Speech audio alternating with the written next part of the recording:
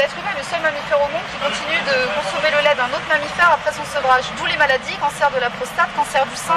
Il y a une hormone dans le lait qui est très mauvaise. Pour être stérile, c'est super le lait. Tu me fais peur. Ah non, mais c'est réel. C'est réel. J'avais déjà entendu ce Ils nous truc-là. disent le tabac vous empêchera d'avoir des enfants, mais oui, et le lait, c'est pire. À la limite, c'est encore pire, quoi. Tandis qu'en France, le souci qu'on a, c'est ça, c'est qu'on a un poids de lobby écrasant. On nous fait croire qu'il faut manger 1 à 3 produits laitiers par jour, ça va nous rendre malades. C'est cautionner de la souffrance, la torture des animaux. Il faut savoir que la séparation d'une vache et de son veau, c'est juste ignoble. Le veau va finir en pâté ou voilà. Et pour que la vache ait du lait, il faut qu'elle boive son petit. Donc dans les élevages industriels, ils les séparent avec des barreaux. Mais c'est horrible. Et la vache, une fois qu'elle a fini de donner son lait toute sa vie aux humains, elle finit à l'abattoir dans des conditions immondes. Mais en plus, il y a plein de méfaits du lait. Premier facteur du cancer du sein à cause de la caséine chez la femme. Chez nous, c'est le cancer de la prostate. Si tu as des hommes qui prennent des produits laitiers autour de toi, c'est cancer de la prostate, cancer des testicules, cancer de la vessie, de l'urètre, toute la sphère urinaire, etc. Parce que ça a un côté inflammatoire. Et rien que quand on les sépare, la vache, elle meugle pendant un temps incroyable. Le veau, pareil, c'est ignoble, on leur fait subir, quoi. Elle meugle pendant à peu près 3 semaines. Elle va appeler son bébé, etc. Oui, voilà. Et à un moment donné, elle s'arrête net. Est-ce que tu imagines pourquoi? Parce qu'elle meurt. Pas parce qu'elle oublie. Pas par résignation. Généralement, il y a une rupture des cordes vocales.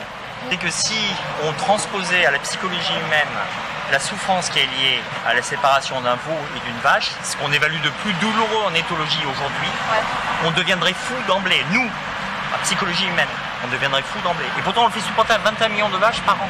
En plus, ça acidifie le corps.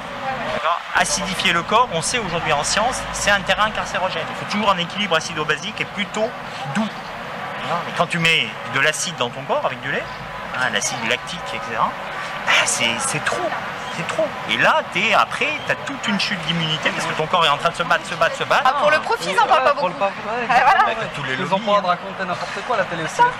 Attends, le lait, c'est 8,7 milliards d'euros. Tu vois que l'économie française, ils vont te dire arrêtez de boire du lait. Ils vont te dire buvez du lait. Et puis derrière, on vous soignera. Si vous êtes malade, on vous soignera. On te vendra la chimio. C'est 36 milliards d'euros le cancer en France. Tout ça pour du lait. Quelque chose qui n'est même pas nécessaire. Tu veux faire la révolution. Tu voulais faire quoi? Qu'on se rebelle? Révolution alimentaire. Je serais le premier, moi, à y aller.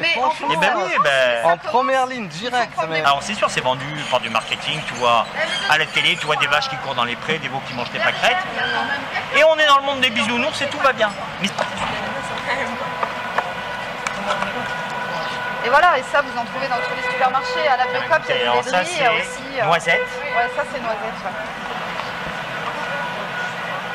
C'est vrai que c'est super bon. Et vous verrez tout de suite quand vous arrêtez le lait. C'est tout. Quand on arrête d'acheter, ils arrêtent de tout. Ça c'est sûr. Mais franchement, et là en pour France, changer... on commence à y arriver. Il y a des articles qui fleurissent. Les Français délaissent le lait. Dans les autres pays d'Europe, ils sont vachement en avance. Rien qu'en Catalogne espagnole, ils n'ont plus droit qu'à 2 repas carnés par semaine dans les collectivités, alors que nous, on se bat encore en France pour avoir un seul repas végétarien dans les collectivités. La France est super en retard. Dans tous les autres pays, ils sont beaucoup plus avancés. Attends, au Portugal, ils viennent de passer une loi au Portugal, dans toute institution publique, repas vegan obligatoire. Les prisons, les...